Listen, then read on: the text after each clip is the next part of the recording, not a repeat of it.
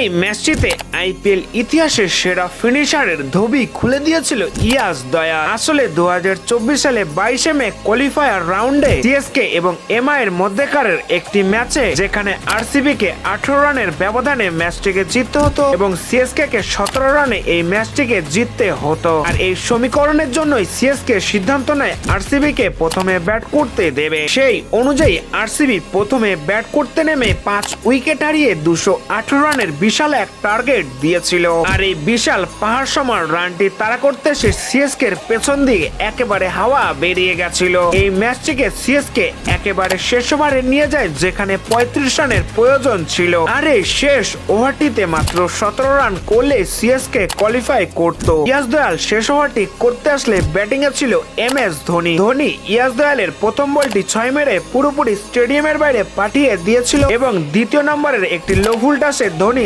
Out হয়ে যান। আর Dhoni out হওয়ার সঙ্গে সঙ্গে সিএসকে একেবারে গুটিয়ে যায়। আর অবশেষে আরসিবি এই ম্যাচটিকে 27 রানে জিতে কোয়ালিফাই করেন।